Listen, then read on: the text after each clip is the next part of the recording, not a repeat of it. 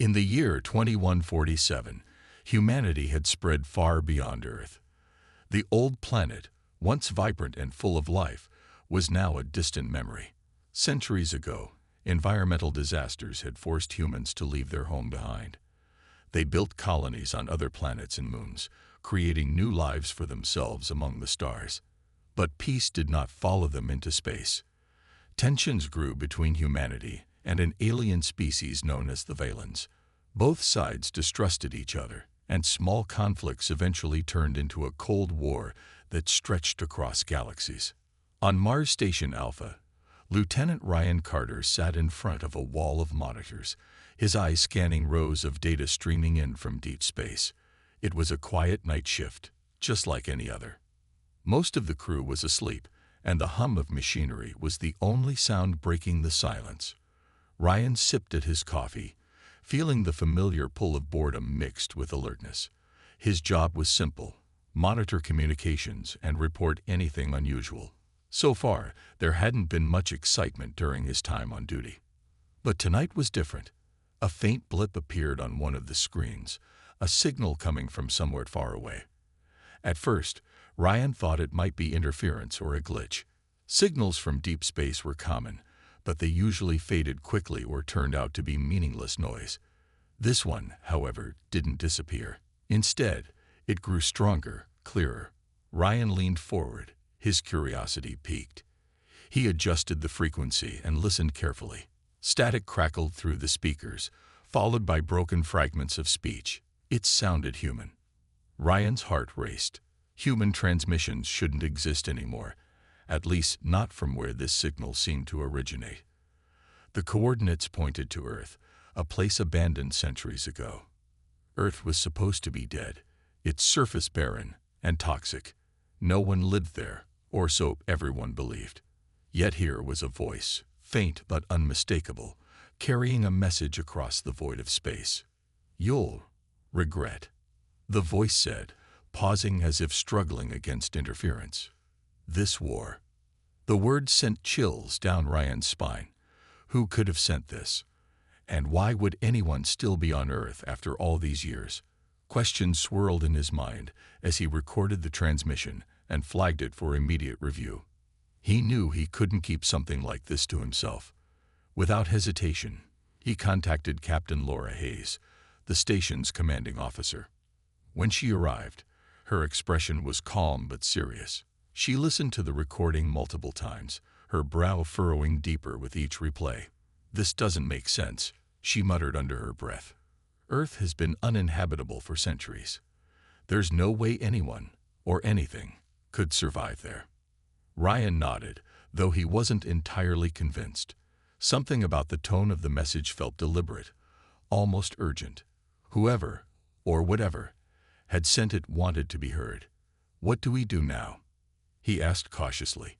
Captain Hayes took a moment to think before answering. Her decision came swiftly. "We investigate," she said firmly.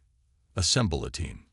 We need someone who understands ancient technology, someone strong enough to handle whatever we find, and someone level-headed under pressure." She glanced at Ryan. "That means you're coming with us." Ryan felt a mix of excitement and dread. Going back to Earth was dangerous, possibly even suicidal. But the mystery of the message was too compelling to ignore. Whatever awaited them on that forsaken planet held answers, and maybe even consequences, that could change everything. Earth was a place of legend, a story told to children in the colonies. It was described as a blue and green jewel, teeming with life and beauty. But those days were long gone. Centuries of pollution, climate disasters, and resource depletion had turned it into a wasteland. Its skies were gray with toxic clouds, its oceans had dried up or turned acidic, and its surface was cracked and barren. Humanity's departure had been swift and desperate, leaving behind cities that crumbled into ruin. To most people, Earth was nothing more than a graveyard, a reminder of failure. But now, a single message had changed everything. The transmission Ryan Carter had intercepted suggested that something, or someone, was still there. Captain Laura Hayes wasted no time assembling her team for the mission. Alongside Ryan, She chose Dr. Megan Doyle, an exobiologist who specialized in studying ancient ecosystems, and Corporal Jake Monroe, a soldier known for his tactical skills and calm demeanor under pressure. Together, they would journey to Earth aboard the Eclipse Asterisk, a small but sturdy exploration vessel designed for hazardous environments. The trip took weeks, during which the crew prepared themselves mentally and physically. None of them had ever seen Earth except in old photographs and videos. For Dr. Doyle, the prospect of stepping foot on the planet was both thrilling and terrifying. She spent hours poring over historical data, trying to imagine what they might find. Was it possible that some form of life had adapted to the harsh conditions? Or could the signal have come from automated systems left behind by humans centuries ago?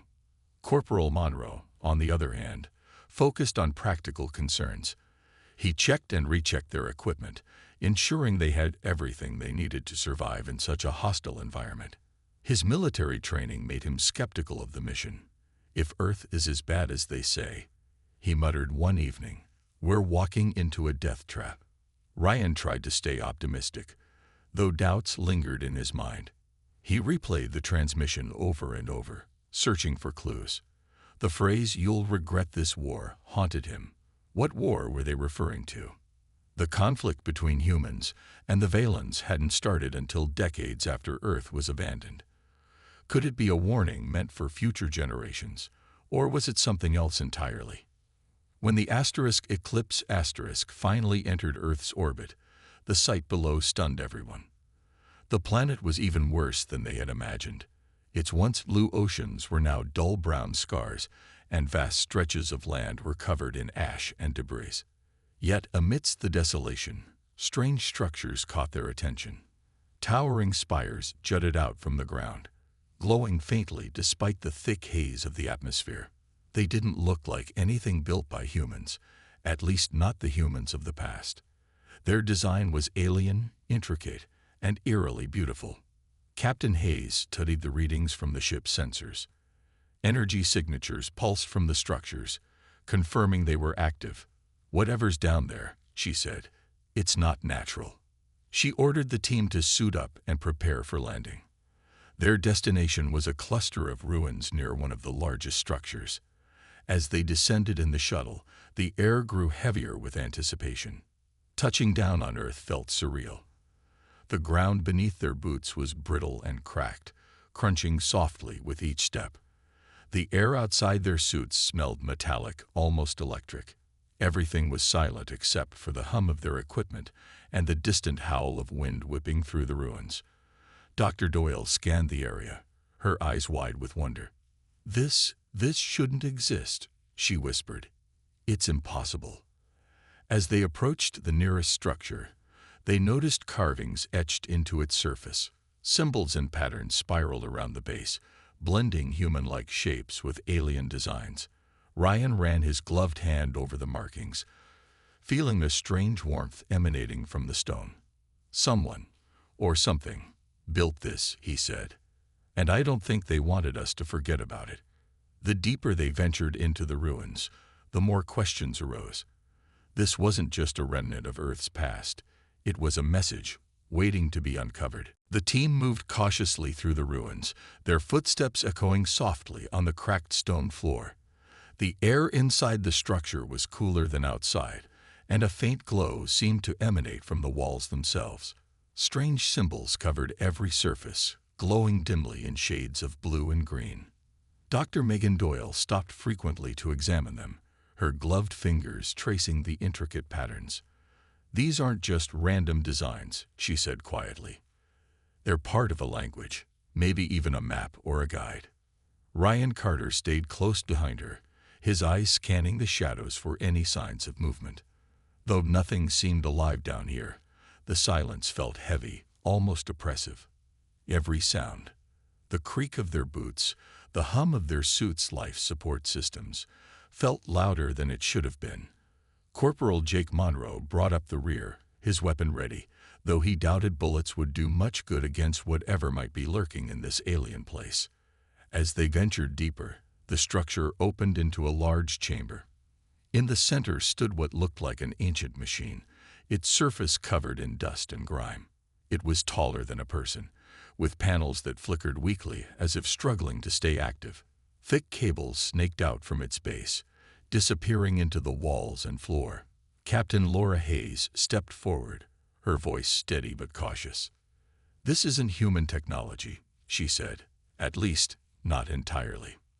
Dr. Doyle nodded, already inspecting the device. She brushed away some of the dirt, revealing more of the glowing symbols. "It's fascinating," she murmured. "Some parts look like old Earth tech, maybe pieces of satellites or communication arrays, but other parts are completely foreign. Someone fused them together." Her tone grew excited despite the eerie atmosphere. Whoever did this was trying to send a message, or maybe receive one. Ryan glanced around the chamber, noticing something new: small holographic projections floating near the edges of the room. They flickered and wavered, but they were unmistakably images of people, humans. He pointed them out to the others, and they gathered around one of the clearest projections. It showed a man standing in front of a crumbling cityscape, his face lined with exhaustion but determination. His lips moved silently, and Dr. Doyle quickly adjusted her suit's audio scanner to pick up the sound. "This is Daniel Harper," the man began, his voice trembling slightly. "If you're seeing this, then we failed. The Valens came sooner than we expected, and we don't have much time left." He paused, looking over his shoulder as if afraid someone, or something, was watching him. "We tried to warn you all those years ago when humanity fled Earth. But now we know the truth. This isn't just about us. There's so much more at stake." Captain Hayes frowned. "What does he mean by the truth?" she asked aloud, though no one had an answer. The recording continued.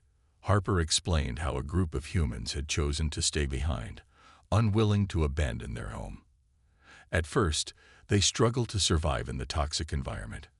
But then help arrived, from an unexpected source. "The Caliph found us," Harper said, his voice softening. "They saved us when no one else could. Together, we rebuilt what we could of Earth, but it wasn't enough. The Valens saw our alliance as a threat, and they attacked without mercy." Dr. Doyle gasped. "The Caliph? I thought they were extinct." "So did everyone else," Ryan muttered grimly. Harper's expression turned desperate as the recording neared its end. "Listen carefully," he urged. "You need to understand why this war started, and why it can't continue. If you're hearing this, it means the failsafe has been activated. Find it. Use it. Stop them before it's too late." With that, the projection faded, leaving the team in stunned silence.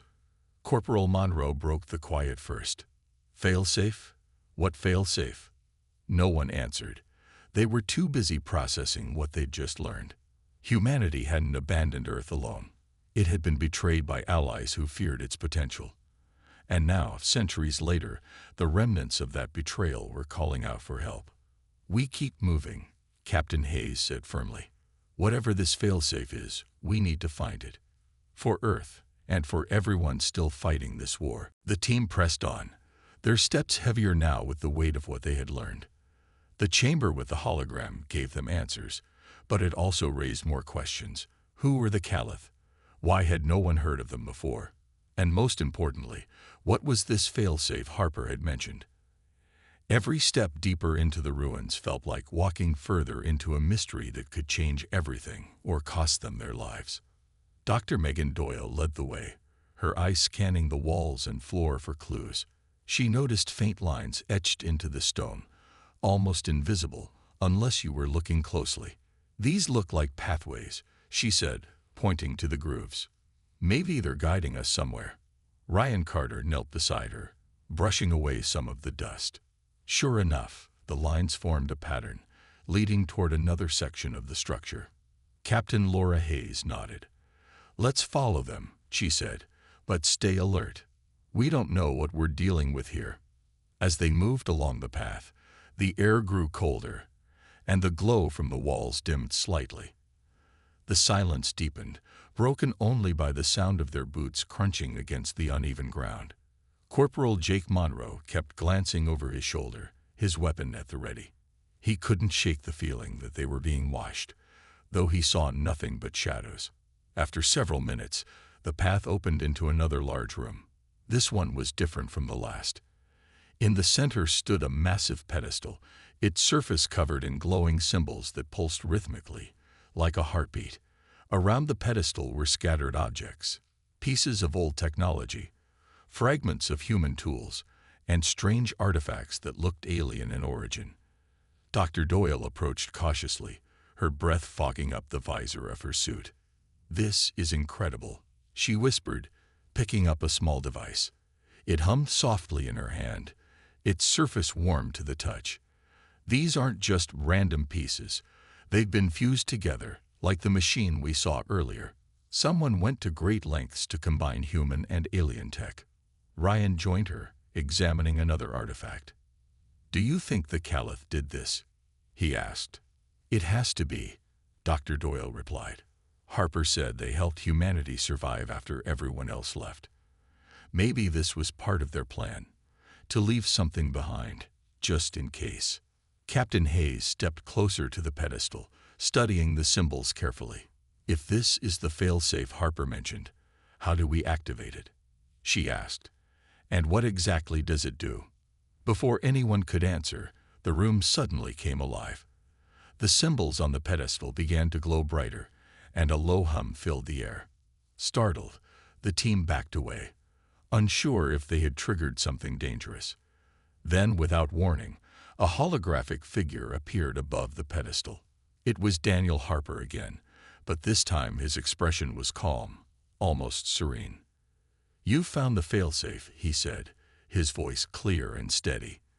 "This device was created by the Caliph as a last resort, a way to disable Valen technology across entire star systems.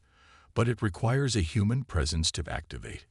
You'll need to input a sequence using the console below. Be warned, once activated, there's no turning back." Dr. Doyle frowned. "Why does it need a human?" she asked aloud, though Harper's recording didn't respond to questions. Ryan glanced at the others. "It's probably a safeguard," he said, "to make sure only humans can use it." Captain Hayes nodded. "We don't have much choice. If this thing can stop the Valens, we have to try." But as they turned their attention to the pedestal, Corporal Monroe hesitated. His hand hovered near his weapon, and his jaw tightened. Something about the situation didn't sit right with him. "What happens to us if we activate it?" he asked, his voice tense. "Do we get out of here alive?" No one answered. They all knew the risks. Whatever happened next, there was no guarantee they'd survive.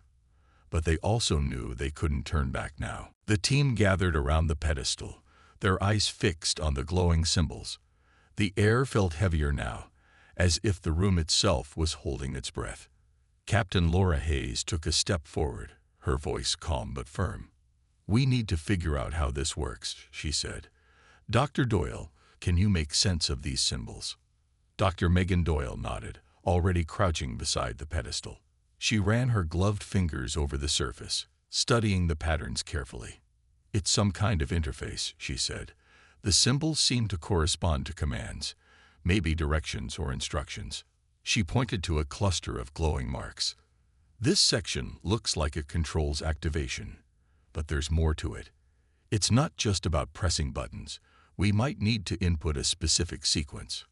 Ryan Carter leaned in closer, his brow furrowed. "Harper said it needs a human presence to activate," he reminded them.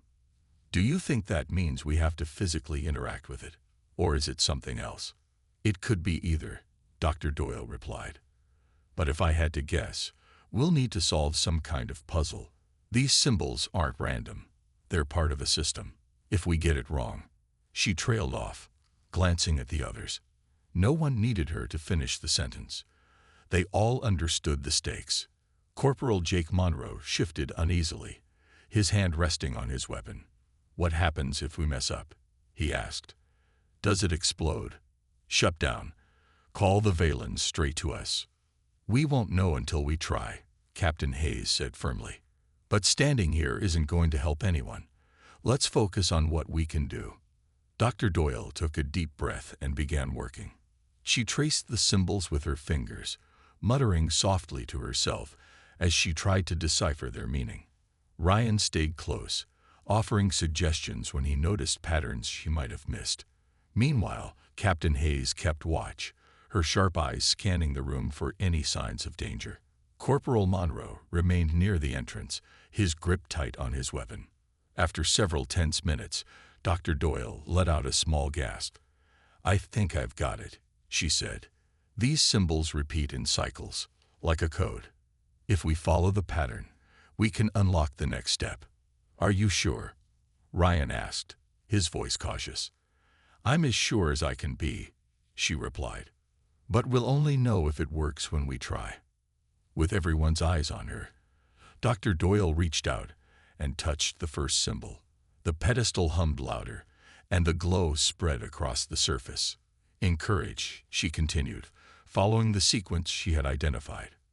Each touch sent a ripple through the device, lighting up new sections and revealing more of the mechanism beneath. As the final symbol lit up, the room shook slightly, and a low rumble echoed through the structure. For a moment, the team froze, unsure if they had succeeded or triggered a disaster. Then, the pedestal stabilized, and a new hologram appeared above it. This time, it wasn't Daniel Harper. Instead, an unfamiliar figure stood before them. A tall, slender being with smooth, featureless skin and glowing eyes. Its voice was soft, but carried an undeniable authority. "You have activated the failsafe," the figure said. "The Caliph foresaw this moment. Their sacrifice ensured that humanity would have a chance to end the cycle of conflict.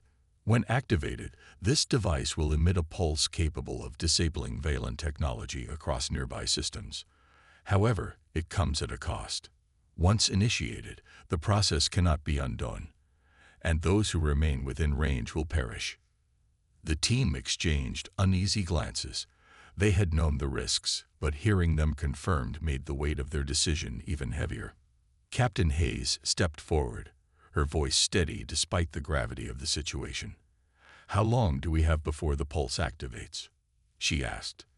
10 minutes, the hologram replied. "Use this time wisely." The figure vanished, leaving the team in stunned silence. Dr. Doyle looked at the others, her face pale but determined. "We did what we came here to do," she said quietly. "Now we just need to decide what happens next." Ryan clenched his fists, his mind racing. "There has to be another way," he said. "We can't just stay here and let it kill us." "There isn't another way," Corporal Monroe said grimly. "If we leave, the pulse might not work. And if it doesn't, everything we've done will be for nothing." Captain Hayes placed a hand on Ryan's shoulder. "We knew this mission was dangerous from the start," she said. "But we also knew it was important. Let's make sure our sacrifice means something." The countdown had begun, and the team prepared for what lay ahead. The 10-minute countdown weighed heavily on the team as they stood in the dimly lit chamber. The pedestal continued to pulse with a soft, rhythmic glow, a constant reminder of the time slipping away. Each second felt like an eternity, and the air was thick with tension. They had come so far, uncovered secrets buried for centuries, and now faced their final decision: how to spend their last moments. Dr. Megan Doyle broke the silence first. Her voice was calm, but tinged with sadness. "If this is it," she said, looking at the others, "then I want to make sure we understand what we're doing. This isn't just about stopping the Valens. It's about proving that humanity can still fight for something bigger than itself." Ryan Carter nodded slowly, though his hands were clenched into tight fists. He wanted to argue, to find another way out, but deep down, he knew there wasn't one. The failsafe required someone to stay behind, and leaving now would mean abandoning everything they'd worked for. Still, the thought of staying, of not making it back to the Eclipse asterisk, was almost too much to bear. "We didn't sign up for this," he muttered bitterly. "No one told us we'd have to die for it." Captain Laura Hayes turned to him, her expression firm but kind. "None of us expected this," she admitted. But sometimes the hardest choices are the ones that matter most. If we walk away now, we're no better than the people who abandoned Earth centuries ago. We owe it to Harper, to the Caliph, and to everyone who trusted us to see this through. Corporal Jake Monroe stepped closer to the pedestal, his weapon slung over his shoulder. His usual stoic demeanor had softened, replaced by a quiet resolve. "I didn't join this mission expecting to come back," he said. "But if we're going to do this, let's make sure it counts. Let's make sure no one forgets why we stayed." As the minutes ticked by, the team began preparing for the inevitable. Captain Hayes checked their suits' oxygen levels, ensuring they would last until the very end.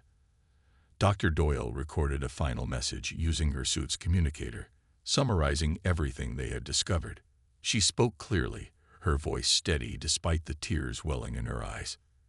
"If anyone finds this," she said, "know that we didn't give up. We made a choice to stand for peace, even when it cost us everything." Ryan watched her silently, his heart pounding. He couldn't bring himself to say goodbye, but he reached out and placed a hand on her shoulder. It was a small gesture, but it carried all the gratitude and respect he couldn't put into words. When only 3 minutes remained, Corporal Monroe took position near the entrance, keeping watch for any signs of danger. "If the Valens show up," he said, gripping his weapon tightly, "they're not getting past me." Captain Hayes smiled faintly. "You've got my thanks, soldier," she said. Then, turning to Ryan, she added, "And yours too. You've kept us moving forward since the start." With less than a minute left, the room began to vibrate slightly, the hum of the pedestal growing louder. The glowing symbols flared brighter, casting sharp shadows across the walls. The team gathered together, standing close as the countdown entered its final seconds. 5, 4, 3, Ryan whispered under his breath, his voice trembling. Dr. Doyle closed her eyes, taking a deep breath. "For Earth," she murmured softly. 2, 1. The pedestal erupted in a blinding flash of light, and the pulse surged outward, rippling through the structure and beyond. For a brief moment, the entire chamber was bathed in radiant energy. And then, silence. Far above, aboard the Eclipse Asterisk, alarms blared as systems failed one by one. The crew scrambled to understand what had happened, but the answer came quickly. The Valen fleet orbiting nearby had been disabled, their ships drifting powerless in space. News of the event spread rapidly, sparking hope among the colonies and fear among their enemies.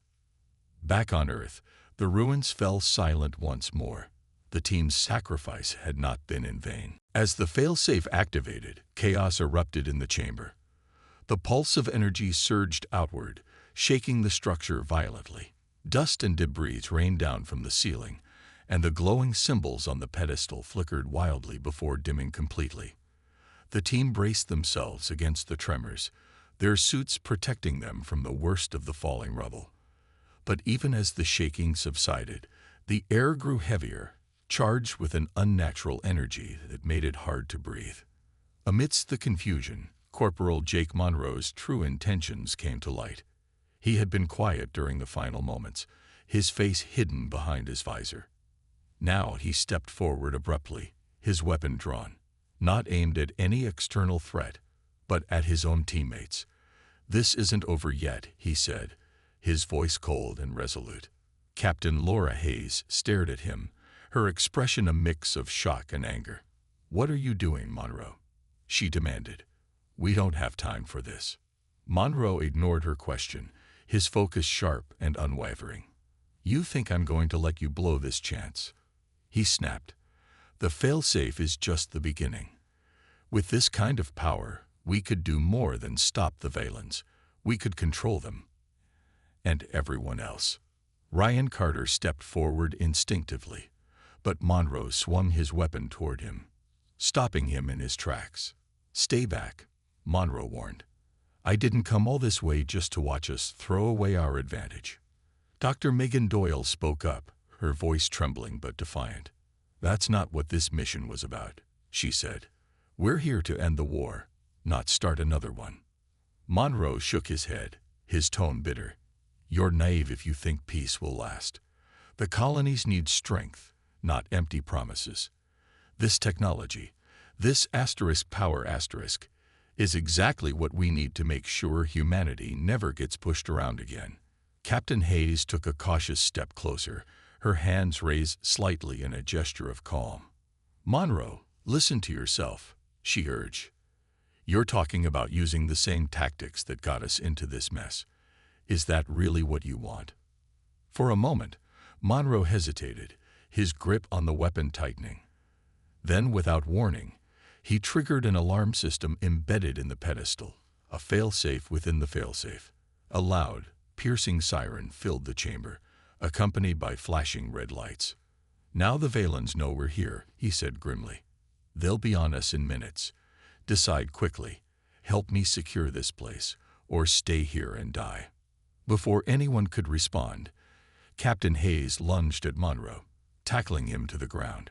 The two struggled fiercely, their movements clumsy in the bulky suits. Ryan rushed to assist, grabbing Monroe's weapon and pulling it out of reach. Dr. Doyle backed away, her eyes wide with fear as the alarm continued to blare. Finally, with a decisive blow, Captain Hayes managed to subdue Monroe, pinning him to the floor. Blood trickled from a cut on her forehead, but she ignored the pain, her voice firm. It's over, Monroe, she said. Whatever your plans were, they end here. Monroe glared up at her, his breathing heavy. You'll regret this, he spat. When the Valens arrive, you'll wish you'd listened. We'll deal with them when they come, Captain Hayes replied. She turned to Ryan and Dr. Doyle, who were already moving toward the exit. Let's go. We don't have much time. As they hurried out of the chamber, the distant hum of approaching ships grew louder. The Valens were coming, and the teen knew their fight was far from finished. The teen raced through the ruins, their footsteps echoing sharply against the crumbling walls. The alarm Monroe had triggered continued to wail, its piercing sound blending with the distant hum of Valen ships descending toward Earth. Time was running out, and every second felt like it might be their last. Captain Laura Hayes led the way, her pace quick but deliberate as she scanned the path ahead for any obstacles. Behind her, Ryan Carter and Dr. Megan Doyle followed closely, their faces pale with fear and exhaustion. We can't outrun them, Ryan said between breaths, glancing over his shoulder. The glow of the Valen ships was already visible through the haze outside, casting an eerie light over the desolate landscape. They'll be here in minutes. Dr. Doyle shook her head, her voice trembling. We didn't come this far just to fail now, she insisted. There has to be another way. Captain Hayes slowed slightly, turning to face the others. Her expression was grim but determined. Monroe betrayed us, but he was right about one thing. The failsafe gave us leverage. If we can get back to the Eclipse and broadcast what we found, the colonies will know the truth. That's our best shot at ending this war. But how do we even get out of here? Ryan asked, gesturing toward the growing sounds of activity outside. They're going to surround us. Hayes hesitated for a moment before responding. She pointed to a narrow tunnel branching off from their current path. That leads to the surface near where we landed. It's risky, but if we move fast, we might make it before they cut us off. Without waiting for further discussion, the group turned into the tunnel. The passage was dark and claustrophobic, its low ceiling forcing them to crouch as they moved. Dust clung to their suits, and the air grew thinner with each step. Dr. Doyle struggled to keep up, her breathing labored inside her helmet. Ryan noticed and reached out to steady her. Stay with us, he urged quietly. Just a little farther. As they neared the exit, the roar of engines grew deafening. Bright beams of light pierced the darkness as violent patrols began sweeping the area. Hayes signaled for the others to stop, peering cautiously around the corner. Several alien figures moved methodically across the terrain, their weapons drawn and ready. The Eclipse was still docked nearby, but reaching it undetected seemed impossible. This isn't going to work, Ryan whispered, his voice tight with frustration. "There are too many of them." Dr. Doyle stepped forward, her eyes narrowing with resolve. "Then someone needs to stay behind," she said firmly. "If I activate the remaining systems in the failsafe chamber, it'll create enough interference to distract them. You two can use that time to get to the ship." "No," Hayes said immediately. "We're not leaving you here." "It's the only way," Dr. Doyle insisted. Her tone softened as she looked at Ryan, and then at Hayes. "You've both done so much already. Let me do this. Make sure we didn't die for nothing." For a long moment, no one spoke. Finally, Hayes nodded reluctantly. "If you're sure," she said, her voice thick with emotion. "We'll make it count. I promise." Dr. Doyle smiled faintly, her eyes glistening behind her visor. "I know you will." With that, she turned and sprinted back toward the chamber, disappearing into the shadows. Ryan and Hayes exchanged a glance before continuing toward the ship. As they emerged onto the surface, the distraction began. A surge of energy erupted from the ruins, temporarily disabling several Valen units. Taking advantage of the chaos, the pair dashed toward the Eclipse *, their hearts pounding with urgency. Reaching the ship, Ryan launched the engines just as the first shots rang out. Hayes took one last look at the ruins, whispering softly, "Goodbye, Doctor." Then, with a burst of speed, the Eclipse * lifted off, leaving Earth and everything they had sacrificed behind. As the Eclipse * ascended into orbit, Ryan Carter gripped the controls tightly, his knuckles white.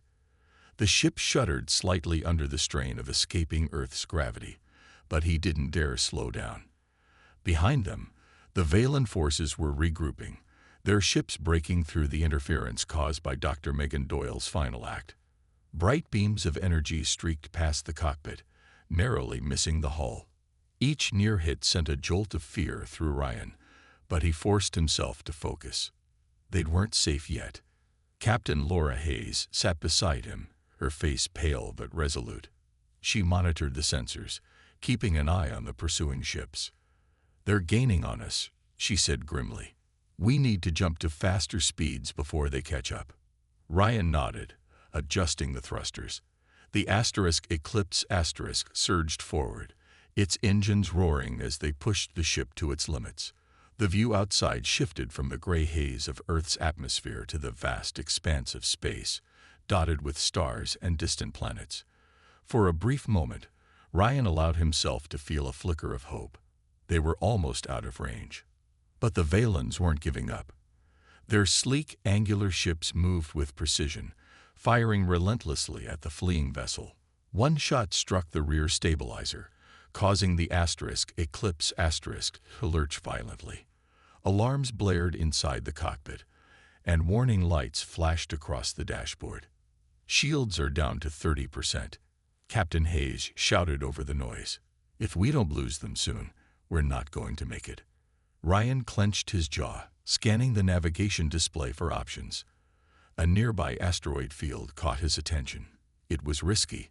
Navigating through such dense debris could easily destroy the ship, but it was their only chance. "Hold on," he said, banking the Eclipse * sharply toward the field. The sudden maneuver threw both of them against their seats, but there was no time to recover. The asteroids loomed closer, jagged rocks spinning chaotically in the void. The Valen ships hesitated at the edge of the field, unwilling to follow.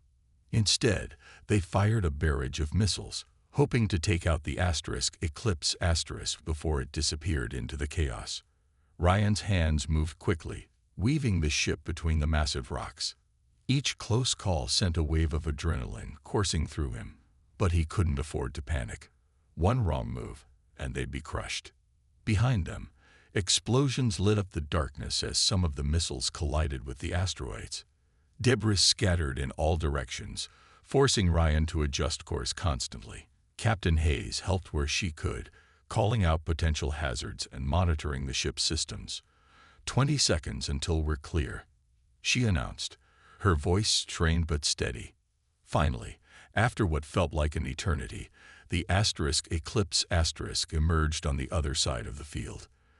The Valen ships were far behind now, unable, or unwilling, to pursue further. Ryan let out a shaky breath, slumping back in his seat. His hands trembled as he released the controls, the weight of everything that had happened crashing down on him. Captain Hayes leaned back as well, closing her eyes for a moment. When she opened them again, her expression was somber. "We made it," she said softly. "But at what cost?" Ryan didn't answer right away.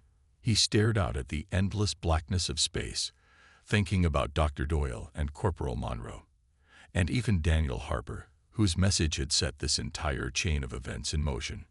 "Do you think she knew?" he asked finally, his voice barely above a whisper. "Do you think she knew how much it would hurt?" Hayes sighed, her gaze distant. "She knew," she replied.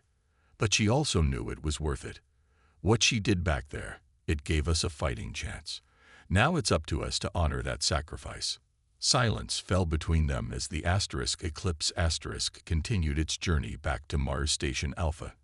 Neither of them spoke, but the unspoken bond of shared grief and determination hung heavy in the air. They had uncovered the truth about Earth, activated the failsafe, and escaped with their lives. But the real battle was just beginning. When they arrived at the station days later, news of their mission spread quickly. The pulse from the failsafe had neutralized Valen technology across multiple systems, crippling their fleet and forcing them to retreat. Peace talks began almost immediately, driven by the realization that humanity held secrets far greater than anyone had imagined. Back aboard the station, Ryan stood by a viewport, staring at the stars. He thought about Dr. Doyle's final words. Make sure we didn't die for nothing. As he gazed into the infinite expanse, he whispered softly, "We won't forget you, Doctor." Weeks passed since the Eclipse returned to Mars Station Alpha, and life on the station began to change. The pulse from Earth's failsafe had sent shockwaves through the galaxy, both literally and figuratively.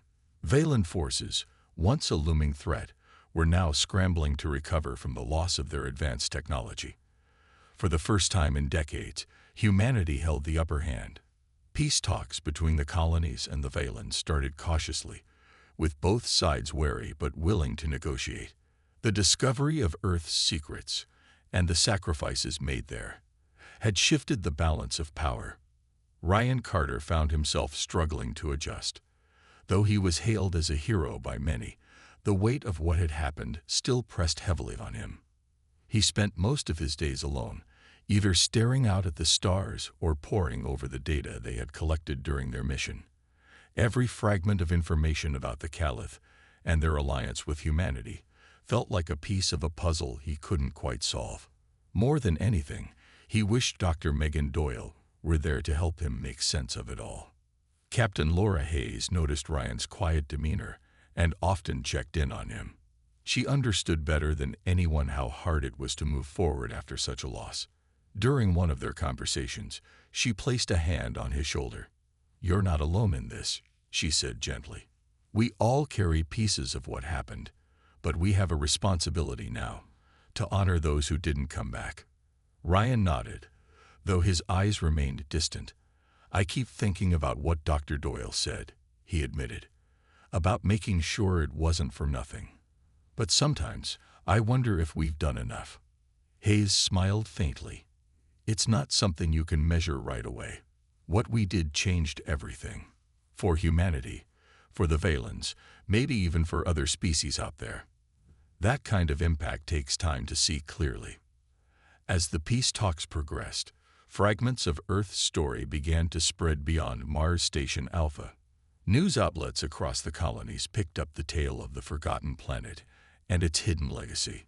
Images of the glowing ruins and the holographic recordings of Daniel Harper captivated audiences, sparking debates about humanity's past mistakes and future possibilities. Some argued that Earth should be revisited, studied further. Others believed it was best left untouched, a monument to resilience and sacrifice. Back on Mars Station Alpha, Captain Hayes worked tirelessly to ensure the lessons of Earth weren't forgotten.